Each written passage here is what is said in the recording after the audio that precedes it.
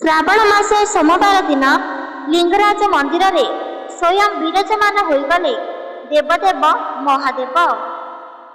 ଯେଉଁ ଭକ୍ତମାନେ କାଉଡ଼ିଆ ପାଣିକୁ ଧରି ମହାଦେବଙ୍କୁ ଅର୍ପଣ କରିବା ପାଇଁ ଯାଇଥିଲେ, ହଠାତ୍ ସେମାନେ ମହାଦେବଙ୍କୁ ଛାଡ଼ି ତାଙ୍କ ଭକ୍ତଙ୍କ ଉପରେ ଏହି ଜଳକୁ ଅର୍ପଣ କରିଲେ। ଆଉ ସାଙ୍ଗେ ସାଙ୍ଗେ ନିଜ ନୟନରେ ଏକ ଦିବ୍ୟ ଚମତ୍କାର ଜ୍ୟୋତିକୁ ନିଜ ନୟନରେ ଦେଖିଲେ। ପ୍ରତ୍ୟେକ ଭକ୍ତମାନେ ଆଶ୍ଚର୍ଯ୍ୟ ହୋଇଗଲେ।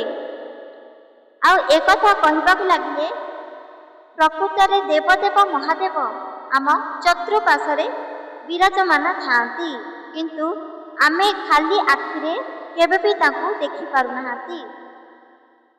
ଏକ ସୁନ୍ଦର ସତ୍ୟ ଘଟଣାଟିଏ ଯେକୌଣସି ମନୁଷ୍ୟ ଶ୍ରବଣ କରିବ, ତା ଦେହରେ ଯେତେ ମଧ୍ୟ ବଡ଼ରୁ ବଡ଼ ରୋଗ ଥାଉ ନା କାହିଁକି, 24 ଘଣ୍ଟା ଭିତରେ ସର୍ବସ୍ୱ ରୋଗ ଦୂର ହୋଇଯିବ, ବିନାଶ ଘଟିବ।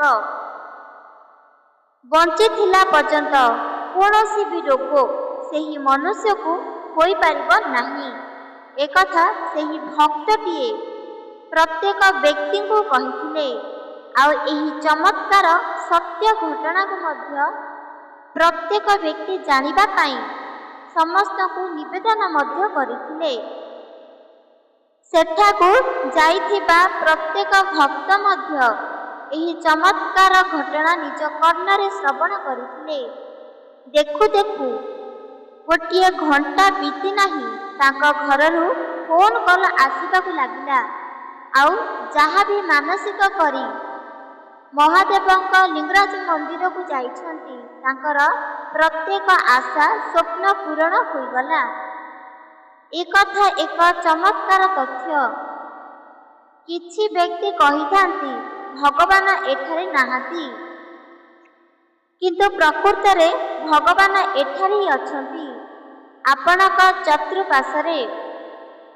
ସେଥିପାଇଁ ମନେ ରଖ, ଲିଙ୍ଗରାଜ ମନ୍ଦିରରେ ଏହି ସୁନ୍ଦର ସତ୍ୟ ଘଟଣା, ଚମତ୍କାର ଘଟଣା ଘଟିଥିଲା। ଆପଣମାନେ ସମୟ ବାହାର କରି ନିହାତି ଭାବରେ ଶ୍ରବଣ କରନ୍ତୁ। ଯେମିତି କୁହାଯାଉଛି ବା ଶାସ୍ତ୍ରରେ ଉଲ୍ଲେଖିତ ରହିଛି, ଯେକୌଣସି ସ୍ୱାଦିଷ୍ଟ ଜିନିଷକୁ ଦେଖିବା ମାତ୍ରେ ଭୋକ ବା କ୍ଷୁଧା ଆପେ ଆପେ ଲାଗୁଥାଏ ବା ଆପେ ଆପେ ଭୋକ ଆସୁଥାଏ।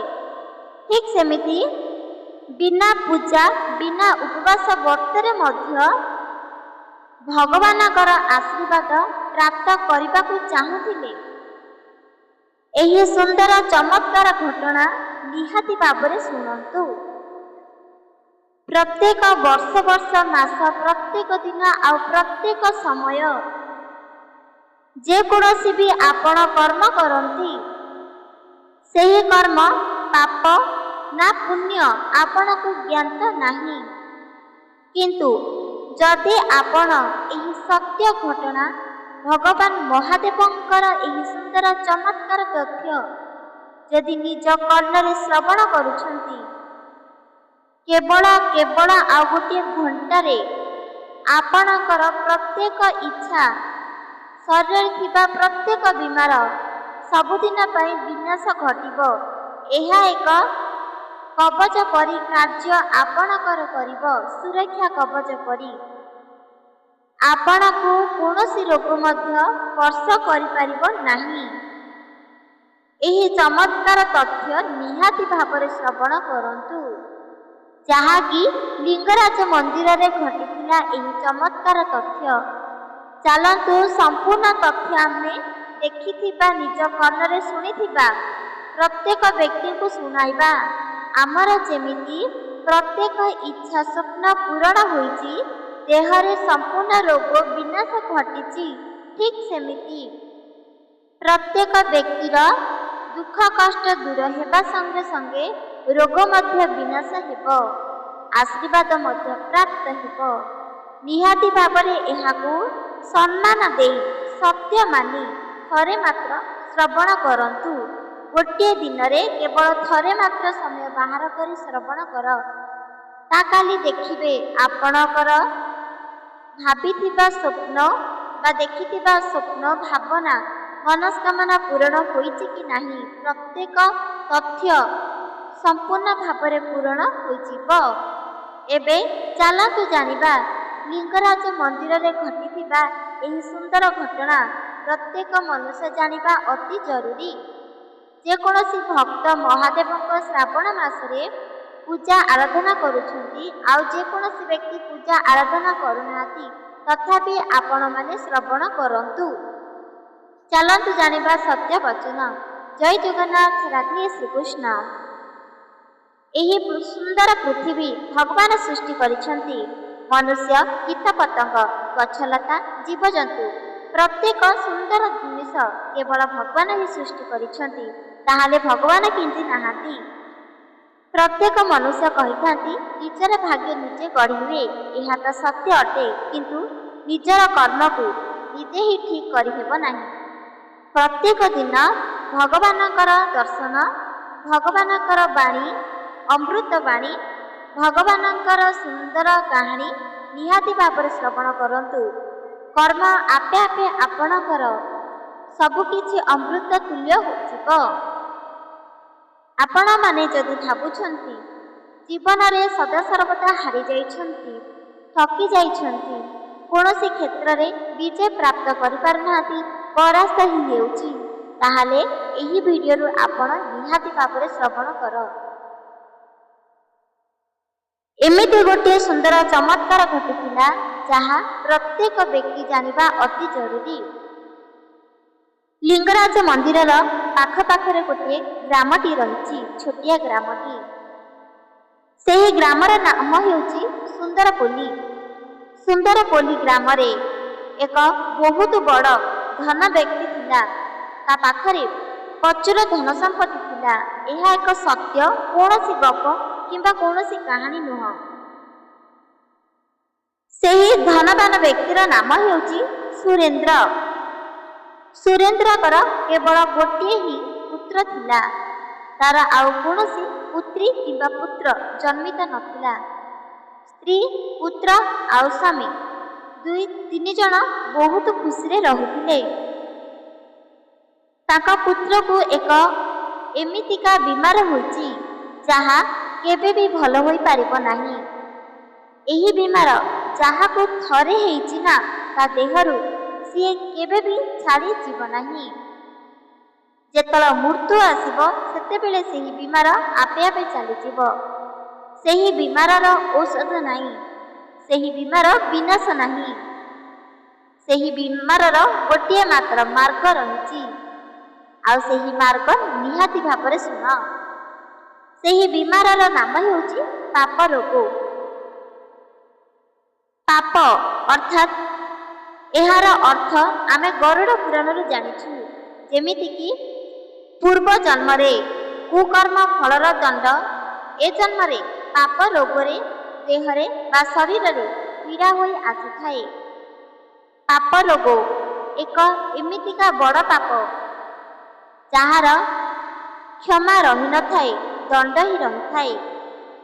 ଯଦି କୌଣସି ବ୍ୟକ୍ତିକୁ ପାପ ରୋଗ ହୋଇଛି, ତାଙ୍କର ଆଜୁବାଜୁ ଲୋକମାନେ ତାକୁ ଘୃଣା କରନ୍ତି, ଆଉ ଏକଥା କହିଥାନ୍ତି ପୂର୍ବ ଜନ୍ମର କୁକର୍ମ ଫଳ ପାପ ଏ ଜନ୍ମରେ ଭୋଗିବାକୁ ମିଳିଲା। କିନ୍ତୁ କାହାକୁ ମଧ୍ୟ ଏପରି ବଚନ କହିବା ଉଚିତ ନୁହଁ। ନିଜର ବଚନ ଥରେ କହିଦେଲେ ପୁଣି ଫେରି ଆସିନଥାଏ। ସେଥିପାଇଁ ସର୍ବପ୍ରଥମେ ମନେ ରଖ, ପୂର୍ବ ଜନ୍ମରେ ଯେକୌଣସି କୁକର୍ମ ଫଳ କରିଥାଏ, ଏ ଜନ୍ମରେ ତାହାକୁ ଭୋଗିବାକୁ ପଡ଼ିଥାଏ।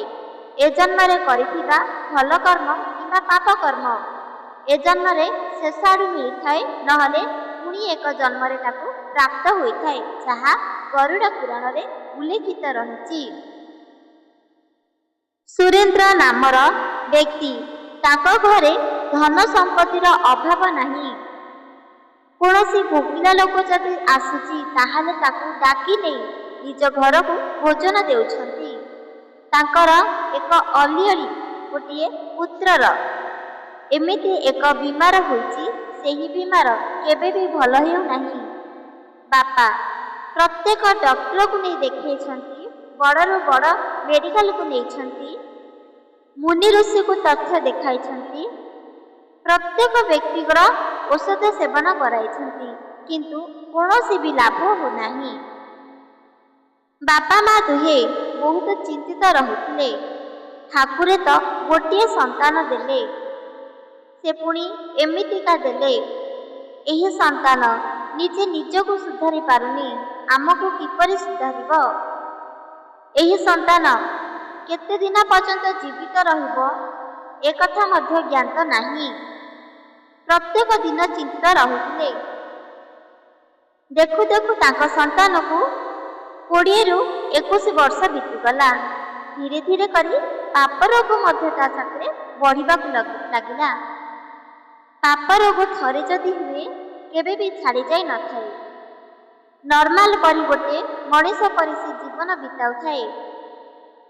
ଯେକୌଣସି ଭୋଜନ ସେବନ କରେ, ଯେକୌଣସି ଠାକୁର ଭଗବାନକୁ ମାନେ, କିନ୍ତୁ ହଠାତ୍ ସେ ଭଗବାନକୁ ଭୁଲିଯାଏ, ଖାଦ୍ୟକୁ ଭୁଲିଯାଏ, ଲୋକମାନଙ୍କୁ ଦେଖିଲେ ଭୟ କରେ, ଜଳକୁ ଅଗ୍ନିକୁ ଦେଖିଲେ ଭୟ କରିଥାଏ। ଏମିତିକା ରୋଗ ବହୁତ କଷ୍ଟଦାୟକ ଦେଇଥାଏ, କିନ୍ତୁ ଏହାର ମୁକ୍ତି ରହିନଥାଏ। ଗୋଟିଏ ଦିନ ସୁରେନ୍ଦ୍ର ବୋଲି ଗୋଟିଏ ତାଙ୍କ ବାପା ଏକ ବହୁତ ବଡ଼ ଆଶ୍ରମ ପାଖକୁ ଯାଇଥିଲେ, କିଛି ଭଲ ମନ୍ଦ ବିଚାର କରିବା ପାଇଁ, କିଛି ଧନ ଦେବା ପାଇଁ।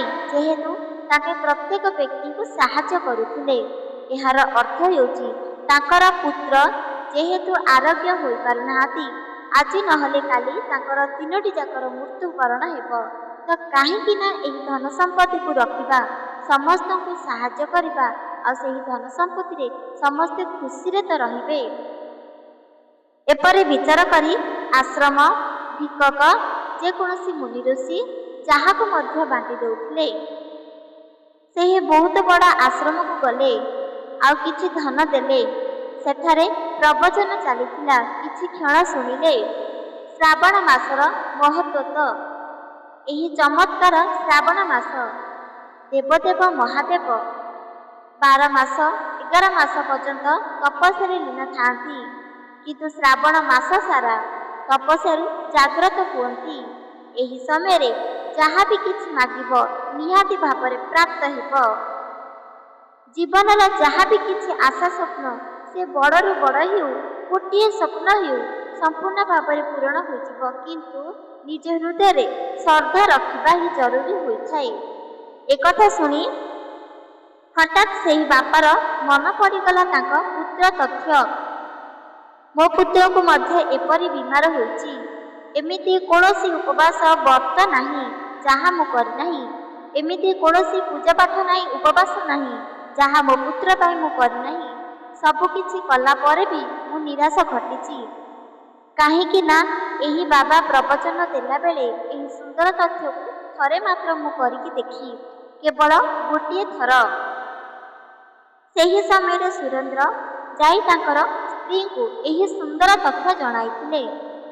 ସ୍ତ୍ରୀ ଯେତେବେଳେ ଏକଥା ଶୁଣିଲେ, କହିଥିଲେ କି ଆମେ ତ 21 ବର୍ଷ ପର୍ଯ୍ୟନ୍ତ ପ୍ରତ୍ୟେକ ତଥ୍ୟ କରିଲେ ଆମ ପୁତ୍ରକୁ ଆରୋଗ୍ୟ କରିପାରିଲେ ନାହିଁ, ଏବେ ଆଉ କୌଣସି ପ୍ରୟାସ କରିବା ନାହିଁ, ସଦାସର୍ବଦା ବିଫଳ ହେଉଛି।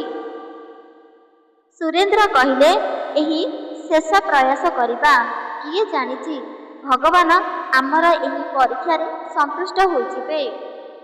ଏମିତି କହି ସୁରେନ୍ଦ୍ର ଯେତେବେଳେ 2026 ଶ୍ରାବଣ ମାସ ଆରମ୍ଭ ହେଲା, ଦେବଦେବ ମହାଦେବଙ୍କୁ ଜଳ ଅର୍ପଣ କରିବା ପାଇଁ ରବିବାର ଦିନଠାରୁ କୌଣସି ଭୋଜନ ସେବନ କଲେ ନାହିଁ।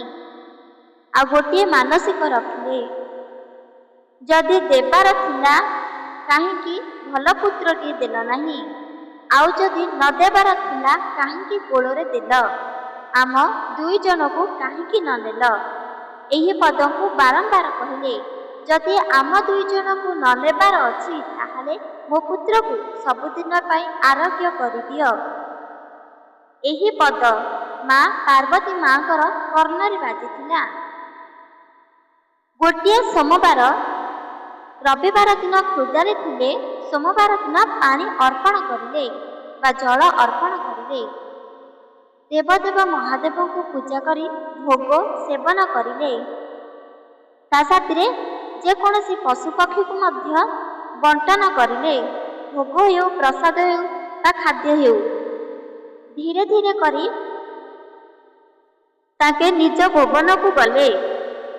ଯେତେବେଳେ ସୁରେନ୍ଦ୍ର ନିଜ ଘରକୁ ଗଲେ ତାଙ୍କ ପୁତ୍ରକୁ ଦେଖିଲେ ଆଉ ପାଦୁକ ତାଙ୍କ ପୁତ୍ରକୁ ପିଆଇଲେ। ଚାଲି ଚାଲି ଯାଇଥିବା ଜଳ ମହାଦେବଙ୍କ ଉପରେ ଢାଳିଲେ। ଯେଉଁ ଜଳ ପଡ଼ୁଥିଲା ସେ ଜଳର ଅଧା ଆଣି ତାଙ୍କ ପୁତ୍ରକୁ ପିଆଇଥିଲେ। ଗୋଟିଏ ସୋମବାର ଚାଲିଗଲା, ଦ୍ୱିତୀୟ ସୋମବାର ଆସିବାକୁ ଲାଗିଲା। ହଠାତ୍ ଶନିବାର ଦିନ ରାତ୍ରରେ ଗୋଟିଏ ସ୍ୱପ୍ନ ହେଲା।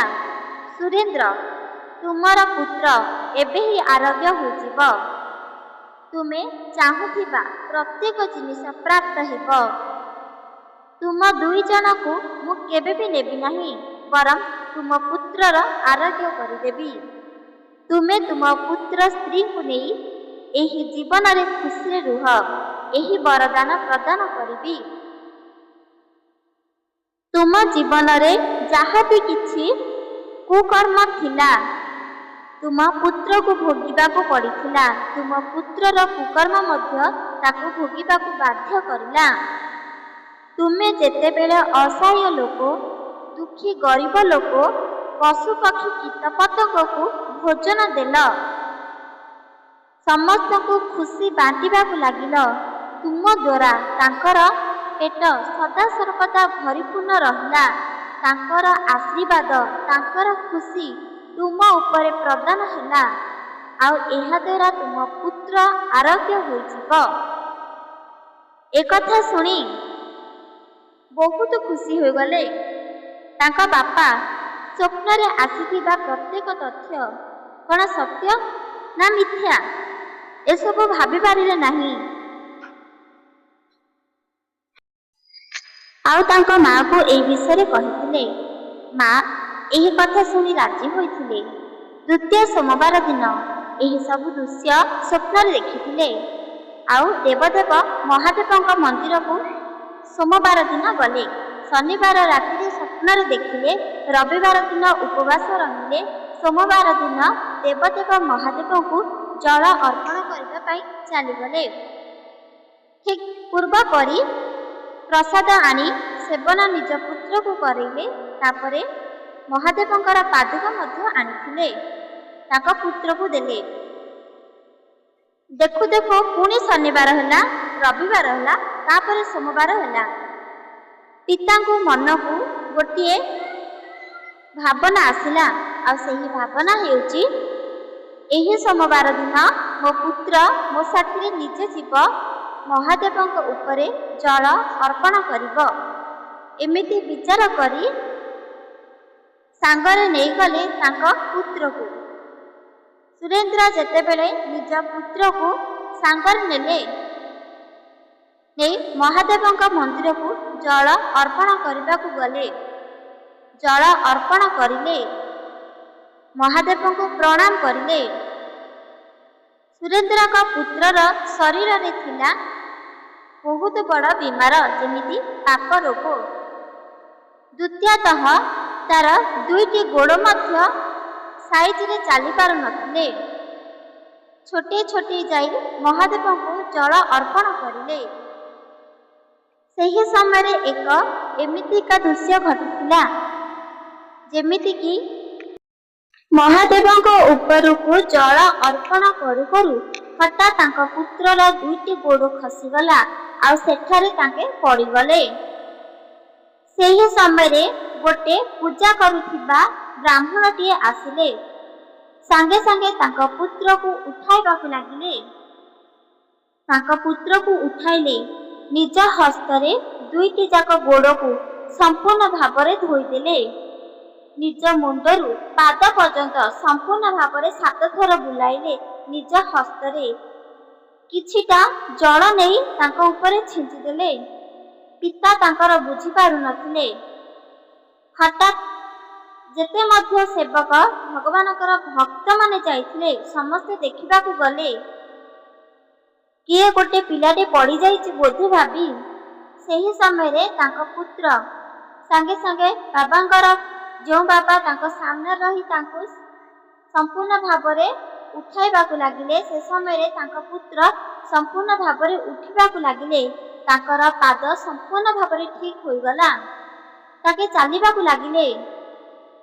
ପାପ ରୋଗ ହୋଇଥିବା କାରଣ ମଧ୍ୟ ଧୀରେ ଧୀରେ ତାଙ୍କର ସୁସ୍ଥ ହୋଇଗଲା। ସେ ସମୟରେ ସୁସ୍ଥ ହୋଇଗଲା। ତାଙ୍କର ପାଟି ଧୀରେ ସେ ବଙ୍କା ହୋଇଥିଲା। ତାଙ୍କ ପାଟିରୁ ନାଳ ବାହାରୁଥିଲା। ତାଙ୍କ ପୁତ୍ରର ତାଙ୍କ ପାପ ରୋଗ ହୋଇଥିଲା। ଧୀରେ ଧୀରେ କରି ପାପ ରୋଗ ସମ୍ପୂର୍ଣ୍ଣ ଭାବରେ ଦୂର ହୋଇଗଲା। ଯେତେବେଳେ ଯେଉଁ ପୂଜାରୀ ତାଙ୍କ ପୁତ୍ରକୁ ଉଠାଇଲେ, ତାଙ୍କ ପିତାକୁ କହିଲେ, ନିଅ ତୁମର ପୁତ୍ର ସମ୍ପୂର୍ଣ୍ଣ ସୁସ୍ଥ। ଯାହା ଚାହିଁଥିଲ ତୁମର ମନସ୍କାମନା ପୂରଣ ହୋଇଗଲା। ଏବେ ତୁମ ପୁତ୍ରକୁ ନେଇ ତୁମେ ଘର ସଂସାର କର।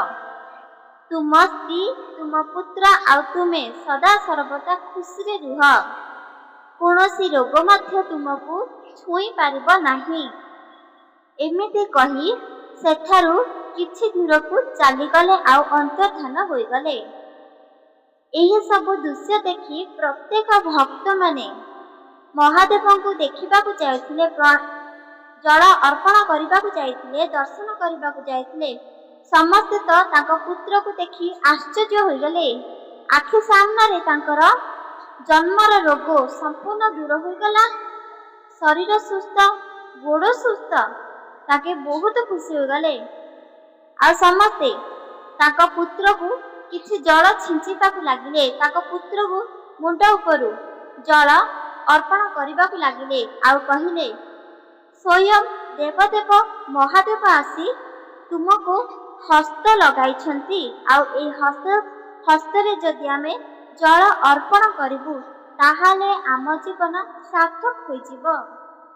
ଏମିତି କହି ପ୍ରତ୍ୟେକ ଭକ୍ତମାନେ ତାଙ୍କ ପୁତ୍ରକୁ ଠିକ୍ ସେହିପରି ସ୍ପର୍ଶ କରିଲେ, ଯେଉଁପରି ଦେବଦେବ ମହାଦେବ ବ୍ରାହ୍ମଣ ବା ପୂଜାରୀ ରୂପକୁ ଧରି ଆସିଥିଲେ ଆଉ ସ୍ପର୍ଶ କରିଥିଲେ। ଠିକ୍ ସେପରି ସେଠାରେ ଥିବା ପ୍ରତ୍ୟେକ ଭକ୍ତ ଆଶ୍ଚର୍ଯ୍ୟ ହୋଇଗଲେ। ଆଉ ପ୍ରତ୍ୟେକ କ୍ଷଣ କେବଳ ଭଗବାନଙ୍କୁ ହିଁ ନିଜ ଅନ୍ତରରୁ ଓମ୍ ନମଃ ଶିବାୟ, ଓମ୍ ନମଃ ଶିବାୟ କହିବା ଆରମ୍ଭ କରିଲେ।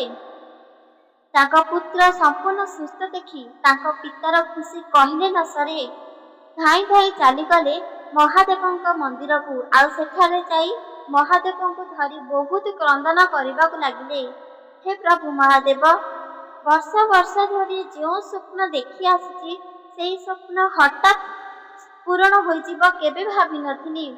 ପ୍ରତ୍ୟେକ ମାନସିକ ଜପ ତପ ପୂଜା ବିଧି ସବୁ କିଛି କରିଛି ସତ, କେବେ ବି ପୂରଣ ହୋଇନାହିଁ। ଜୀବନରେ ଭାବିଥିଲି ପୁତ୍ର ଯଦି ଦେଇଛ, ଏପରି କାହିଁକି ଦେଲ? ତାର ସମ୍ପୂର୍ଣ୍ଣ ସୁସ୍ଥ କାହିଁକି ଦେଲ ନାହିଁ? କାହିଁକି ମୋତେ ଏତେ କଷ୍ଟ ଦେଲ? କେତେଥର ଭାବିଛି ମୋ ଜୀବନକୁ ମୁଁ ନାଶ କରିବି, ବିନାଶ କରିଦେବି, କିନ୍ତୁ ଏହି ପୁତ୍ର ପାଇଁ ମୋତେ ଜୀବିତ ରହିବାକୁ ପଡ଼ିଲା। ହେ ପ୍ରଭୁ, ତୁ ମହାନ। ଯେତେବେଳେ ତୁ ଆମ ସମସ୍ତଙ୍କୁ ଜନ୍ମ ଦେଇଛୁ, ଆମର ଭଲ ମନ୍ଦ କେବଳ ତୁ ହିଁ ବୁଝିବୁ, ଆଉ କେହି ନୁହଁ। ତୁ କେବଳ ମୋ ପାଇଁ ନୁହଁ, ଏହି ସଂସାରର ପ୍ରତ୍ୟେକ ସନ୍ତାନକୁ ସୁରକ୍ଷିତ ଦେବୁ, ଗୋଟିଏ ରକ୍ଷା କବଚ କରି ରଖିବୁ। ତାଙ୍କୁ କୌଣସି ବିପଦ ଯେମିତି ଆସିବ ନାହିଁ ପାଖକୁ, ଠିକ୍ ଏପରି ସାହାଯ୍ୟ କରିବୁ। ପ୍ରତ୍ୟେକ ବାପା ମାଙ୍କ ଆଖିରୁ ଲୁହ ପୋଛିବୁ।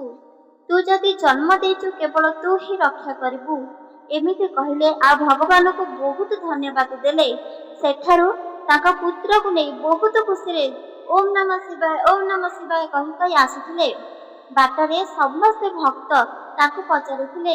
ପାଟିରେ ଥିଲା ଖୁସି, ଆଖିରେ ଥିଲା ଲୁହ, ଆଉ ମୁଖରୁ ବାହାରୁଥିଲା ଓମ୍ ନମଃ ଶିବାୟ। ଆଉ ତାଙ୍କ ଖୁସି ଛାତିରୁ ବାହାରି ପଡୁଥିଲା। ଏହି ସବୁ ଦୃଶ୍ୟ ଦେଖି ଭକ୍ତମାନେ ନ ପଚାରି ରହିପାରୁନଥିଲେ। ପ୍ରତ୍ୟେକ ଭକ୍ତ ପଚାରୁଥିଲେ, ତୁମର କ'ଣ ହେଇଛି ବାପା? ତୁମେ କାହିଁକି କାନ୍ଦୁଛ ଆଉ ବହୁତ ଖୁସି ମଧ୍ୟ ରହୁଛ? ଏହାର ରହସ୍ୟ କହି କହି ତାଙ୍କ ବାପା କେବଳ ଖାଲି ପାଦରେ ଚାଲି ଚାଲି ଖୁସିରେ ତାଙ୍କ ପୁତ୍ରକୁ ନେଇ ନିଜ ଘରକୁ ଚାଲି ଆସିଥିଲେ। ବାଟରେ ସମସ୍ତଙ୍କୁ କହୁଥିଲେ, ଯିଏ ତାଙ୍କ କଥାକୁ ଶୁଣି ସତ୍ୟ ମାନୁଥିଲେ ଆଉ ଆଶ୍ଚର୍ଯ୍ୟ ହେଉଥିଲେ, କ'ଣ ସତରେ? ହଁ, ମୁଁ ଜାଣିଛି ପ୍ରକୃତରେ ଭଗବାନ ଅଛନ୍ତି। ମୁଁ ମଧ୍ୟ ମାନସିକ ନେଇ ଏବେ ମହାଦେବଙ୍କ ପାଖକୁ ଯାଉଛି, ମୋର ମଧ୍ୟ ପୂରଣ ହେବ। ସେ ସମୟରେ ବାପା ଆଉ ତାଙ୍କ ପୁତ୍ର କହିଲେ, ଅବଶ୍ୟ ପୂରଣ ହେବ, ଅବଶ୍ୟ। ମୋର ଜନ୍ମରୁ ସମ୍ପୂର୍ଣ୍ଣ ଭାବରେ ଦୁଃଖ ଦୂର କରିଦେଲେ ପ୍ରଭୁ। ପ୍ରକୃତରେ ପ୍ରଭୁ ଆମ ହୃଦୟରେ ଅଛନ୍ତି, ତୁମର ମଧ୍ୟ ପୂରଣ ହେବ। ସେ ଲୋକ ନିଜ ହୃଦୟର ସହିତ ତାଙ୍କ କଥାକୁ ସମ୍ମାନ ଦେଲେ ଆଉ ସତ୍ୟ ମାନିଲେ। ସେହି କ୍ଷଣି ଗୋଟିଏ ମିନିଟ୍ ମଧ୍ୟ ଘଟି ନାହିଁ, ତାଙ୍କ ଘରୁ ଫୋନ୍ ଆସିଗଲା। ଯେଉଁ ବ୍ୟକ୍ତି ସେହି ବାପାକୁ ପଚାରୁଥିଲେ, ସେହି ବାପା, ଯେଉଁ ବାପାର ପୁତ୍ର ସୁସ୍ଥ ହୋଇଗଲେ, ସେହି ପୁତ୍ରଙ୍କର ଫୋନ୍ ଆସିଲା ଆଉ ତାଙ୍କ ଘରୁ କହିବାକୁ ଲାଗିଲେ ଯେ ଯାହା ବି କିଛି ମାନସିକ ନେଇଯାଇଛ ସମ୍ପୂର୍ଣ୍ଣ ଭାବରେ ସୁରକ୍ଷିତ ହୋଇଗଲା। ଯାହା କାନ୍ଦିଛ ତାହା ଖୁସି ହୋଇଯାଅ, ତୁମର ପ୍ରତ୍ୟେକ ମନସ୍କାମନା ମହାଦେବ ପୂରଣ କରିଦେଲେ। ମହାଦେବଙ୍କ ପାଖକୁ ଯାଇନାହିଁ, କିନ୍ତୁ ହଠାତ୍ ତାଙ୍କର ଆଶା ପୂରଣ ହୋଇଗଲା। ଏହାର ଅର୍ଥ ହେଉଛି, ଯେଉଁ ସବୁ ଶାସ୍ତ୍ର ତଥ୍ୟ, ଯେଉଁ ସବୁ ଘଟଣା, ଚମତ୍କାର ଦୃଶ୍ୟକୁ ଯଦି ଆମେ ସତ୍ୟ ମାନିବା ଆଉ ସମ୍ମାନ କରିବା, ତାହେଲେ ଆମର ବଡ଼ରୁ ବଡ଼ ପାପ ସମ୍ପୂର୍ଣ୍ଣ ଭାବରେ ଦୂର ହୋଇଯିବ ଆଉ ଆମକୁ ଆଶୀର୍ବାଦ ମଧ୍ୟ ମିଳିପାରିବ। ଏହି ବାପା ଯେତେବେଳେ ତାଙ୍କ ଗ୍ରାମକୁ ଗଲା, ପ୍ରତ୍ୟେକ ବ୍ୟକ୍ତିକୁ କହିବାକୁ ଲାଗିଲେ ଯେମିତି ତାଙ୍କ ଜନ୍ମରୁ ଘଟିଥିବା ତାଙ୍କ ପୁତ୍ର ସମ୍ପୂର୍ଣ୍ଣ ଭାବରେ ସୁସ୍ଥ ହୋଇଗଲେ। ଏହିସବୁ ଦୃଶ୍ୟ ପ୍ରତ୍ୟେକ ବ୍ୟକ୍ତି ଦେଖିଲେ ଆଉ ସେହି ଗ୍ରାମ ନୁହଁ, ବରଂ ପ୍ରତ୍ୟେକ ବ୍ୟକ୍ତି ଦେବଦେବ ମହାଦେବଙ୍କର ଭକ୍ତ ବନିଗଲେ। ସମସ୍ତେ ତ ଶ୍ରାବଣ ମାସ ସୋମବାର ପାଳନ କରିପାରୁନଥିଲେ, କିନ୍ତୁ ଏହି ଘଟଣା ଘଟିବା ହେତୁ ପ୍ରତ୍ୟେକ ଭକ୍ତମାନେ ଶ୍ରାବଣ ମାସ ସୋମବାର କରିଲେ ଆଉ ତାଙ୍କର କଥାକୁ ମଧ୍ୟ ସମ୍ମାନ ଦେଲେ। ଦେଖୁ ଦେଖୁ ତାଙ୍କ ଗ୍ରାମରେ ଏମିତି କୌଣସି ବ୍ୟକ୍ତି ନାହିଁ ଯାହାକୁ ରୋଗ, ଦୁଃଖ, କଷ୍ଟ ଛୁଇଁଛି। ସମସ୍ତେ ବହୁତ ଖୁସିରେ ଅଛନ୍ତି, କାହାକୁ ମଧ୍ୟ କୌଣସି ପୀଡ଼ା ହୋଇନାହିଁ। ତାଙ୍କ ଶରୀର ସୁସ୍ଥ, ତାଙ୍କ ମନ ସୁସ୍ଥ, ତାଙ୍କେ ବହୁତ ଖୁସି, ଯାହା ଚାହାନ୍ତି ତାଙ୍କ ପାଖରେ ପାଆନ୍ତି। ତାକୁ ଆଉ କୌଣସି ଆବଶ୍ୟକତା ପଡ଼ିଲା ନାହିଁ। ଆଉ ସେହି ଦିନଠାରୁ ତାକେ ନିଜେ ହିଁ କହିଲେ, ଯଦି ଏହି ଚମତ୍କାର ଘଟଣା ଆମ ଜୀବନରେ ଘଟିଛି, ଏହାଦ୍ୱାରା ପ୍ରତ୍ୟେକ ବ୍ୟକ୍ତି ଜାଣିବା ଅତି ଜରୁରୀ। ଆମ ଜୀବନ ଯେମିତି ସାର୍ଥକ ହୋଇଛି, ସମସ୍ତଙ୍କର ଜୀବନ ମଧ୍ୟ ସାର୍ଥକ ହେଉ। ସେହିଦିନ ଠାରୁ ସମସ୍ତଙ୍କୁ କହିବାକୁ ଲାଗିଲେ, ଏହା ଏକ ସତ୍ୟ ଘଟଣା। ଗୋଟେ ବାପା ସ୍ୱପ୍ନରେ ଦେଖିଥିଲେ ତାଙ୍କ ପିଲା ସୁସ୍ଥ ହୋଇଯିବ, କିନ୍ତୁ ତାଙ୍କର ଆଶା ସ୍ୱପ୍ନ ସଦା ସର୍ବଦା ନିଜ ପାଖରେ ହିଁ ରହିଥାଏ, ପୂରଣ ହୋଇନଥାଏ। ଆଜୁବାଜୁ ପଡ଼ୋଶୀ ଲୋକ, ଗ୍ରାମବାସୀ ଲୋକ ତାଙ୍କ ପୁତ୍ର ନାଁରେ ବିଭିନ୍ନ ପ୍ରକାର ଆଲୋଚନା କରିଥାନ୍ତି। ସେହି ଆଲୋଚନାକୁ ନିଜ ଛାତିରେ ଚାପି ରଖି ବାପା ମା ସବୁକିଛି ସହ୍ୟ କରୁଥିଲେ। ଜଣକ ଉପରେ ବିଶ୍ୱାସ ରଖୁଥିଲେ, ହାର ମାନୁନଥିଲେ। ସେ ଜଣ ହେଉଛି ଭଗବାନ ଉପରେ ବିଶ୍ୱାସ ରଖୁଥିଲେ। ବାପା ମା ଗୋଟିଏ କଥା କହୁଥିଲେ, ଆମ ପୁତ୍ର ଯେପରି ହେଉ ଜନ୍ମ ହେଉଛୁ ନା କାହିଁକି, ଆମର ହିଁ ପୁତ୍ର। ଭଗବାନଙ୍କୁ ସଦାସର୍ବଦା ପୁତ୍ର ସୁସ୍ଥ ହେବା ପାଇଁ ଗୁହାରି କରୁଥିଲେ। ଉପବାସ, ବ୍ରତ, ବିଧି ସର୍ବସ୍ୱ ଜିନିଷ ପାଳନ ମଧ୍ୟ କରୁଥିଲେ। ଦେଖୁ ଦେଖୁ ତାଙ୍କର ପୁତ୍ର ସୁସ୍ଥ ହୋଇଗଲେ।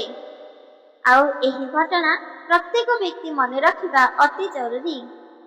ଏହି ଶ୍ରାବଣ ମାସର ତୃତୀୟ ସୋମବାର କେବେ ବି ଭୁଲିବା ଅନୁଚିତ ଅଟେ। କାହିଁକି ନା ଏହି ସୋମବାରରେ ଗୋଟିଏ ପିତାର ପୁତ୍ର ଭଗବାନ ଫେରେଇଛନ୍ତି। ଖାଲି ଏତିକି ନୁହଁ, ଏହାଦ୍ୱାରା ପ୍ରତ୍ୟେକ ଭକ୍ତକୁ ନିଜ ଆଡ଼େ ଟାଣି ଆଣିଛନ୍ତି। କହିଥାନ୍ତି ନା ଭଗବାନ, ବିଶ୍ୱାସ କରିଚାଲ, ଫଳ ନିଶ୍ଚିତ ଭାବରେ ମିଳିବ। ତାଙ୍କ ପିତାମାତା ଭଲ କର୍ମ ଫଳ କରିଲେ, ଏହାଦ୍ୱାରା ତାଙ୍କର ସମସ୍ତେ ସୁସ୍ଥ ହୋଇଗଲେ। ଏହା ସତ୍ୟ ଘଟଣା। ଆପଣମାନେ ଯଦି ଶ୍ରାବଣ ମାସ ସୋମବାର ପାଳନ କରୁଛନ୍ତି, ଭଗବାନଙ୍କୁ ପୂଜା ଆରାଧନା କରୁଛନ୍ତି, ତାହେଲେ ଆପଣଙ୍କର ଇଚ୍ଛା ପୂରଣ ନିହାତି ଭାବରେ ହେବ। ଆଉ ଯଦି ଆପଣ ନିଜ ଅନ୍ତରରୁ ଭଗବାନଙ୍କୁ ସମ୍ମାନ ଦେଉଛନ୍ତି, ଭକ୍ତି ମାର୍ଗରେ ଯାଉଛନ୍ତି, ସତ୍ୟ ମାନୁଛନ୍ତି, ତାହେଲେ ବିନା ପୂଜା ଉପବାସରେ ମଧ୍ୟ ଆପଣଙ୍କର ଭାଗ୍ୟ ଚମକିବାକୁ ଲାଗିବ। ଆପଣଙ୍କର ସ୍ୱପ୍ନ, ଆପଣଙ୍କର ଆଶା ତତ୍କ୍ଷଣି ପୂରଣ ହେବ ଯାହା ଆପଣ ନିଜ ନୟନରେ ଦେଖିଲେ। ବାପାଙ୍କ ପରି ନିଜ ଆଖିରୁ ଖୁସିର ଲୁହ ଝରି ଆସିବ। କେବଳ ଭଗବାନଙ୍କୁ ନିଜ ଅନ୍ତରରୁ ବିଶ୍ୱାସ କରିବା ଆଉ ସମ୍ମାନ ଦେବା, ସତ୍ୟ ମାନିବା, ଏହି ତିନୋଟି ତଥ୍ୟ କେବେ ବି ଭୁଲନ୍ତୁ ନାହିଁ।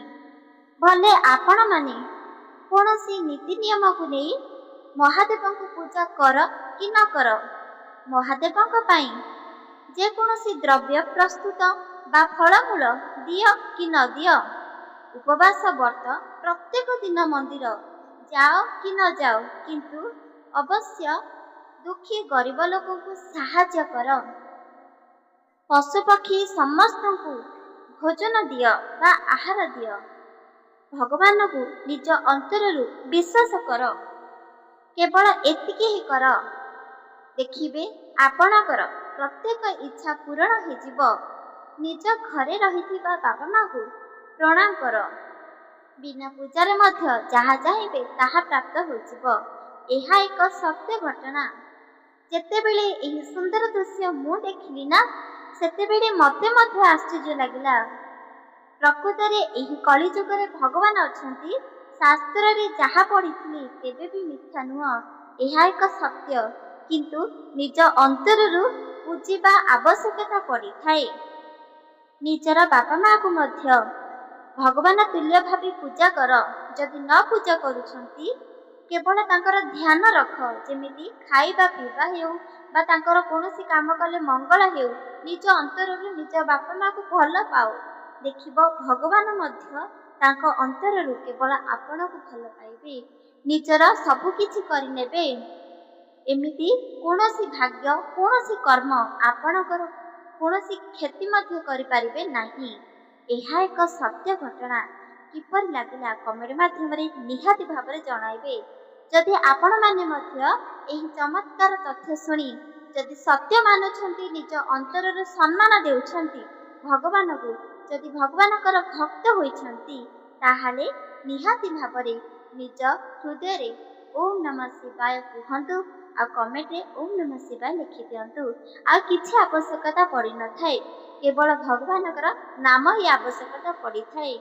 ଆମ ପାଖରେ ତ ସବୁ କିଛି ରହିଛି, ଯାହା ଚାହିଁବା ତାହା ଆଣିପାରିବା। କିନ୍ତୁ ଭଗବାନଙ୍କୁ ପାଇବା ପାଇଁ ଆମକୁ କେବଳ ଗୋଟିଏ ମାର୍ଗ, ସେ ମାର୍ଗ ହେଉଛି ନିଜ ଅନ୍ତରରୁ ଭଲ ପାଇବା, ନିଜ ଅନ୍ତରରୁ ଭଗବାନଙ୍କୁ ଚାହିଁବା, ସତ୍ୟ ଆଉ ଧର୍ମ ମାର୍ଗରେ ଯିବା। କୌଣସି କ୍ଷତି ହୋଇନଥାଏ। ଯଦି ଚାହୁଁଛନ୍ତି ନିଜ ଶରୀରକୁ କୌଣସି ରୋଗ ପୀଡ଼ା ନ ପହଞ୍ଚୁ, କୌଣସି ରୋଗ ଛୁଇଁ ନ ପାରୁ, ତାହେଲେ ଏହି କାହାଣୀକୁ ସମସ୍ତଙ୍କୁ ପଠାଇ ଦିଅନ୍ତୁ। ସମସ୍ତେ ଏହି କାହାଣୀ ଶୁଣନ୍ତୁ, ତାଙ୍କ ଶରୀରକୁ ଏକ ରକ୍ଷା କବଚ ପରି ବଞ୍ଚେଇ ରଖନ୍ତୁ। ଏହି ତଥ୍ୟ ଯଦି ଆପଣଙ୍କୁ ଭଲ ଲାଗିଛି, ଚ୍ୟାନେଲକୁ ସବସ୍କ୍ରାଇବ୍ କରିଦିଅନ୍ତୁ, ଲାଇକ୍ କରିଦିଅନ୍ତୁ, କମେଣ୍ଟ କରନ୍ତୁ। ରହୁଛି। ଜୟ ଜଗନ୍ନାଥ, ଜୟ ମା ଲକ୍ଷ୍ମୀ, ଜୟ ଶ୍ରୀକୃଷ୍ଣ, ରାଧେ ରାଧେ।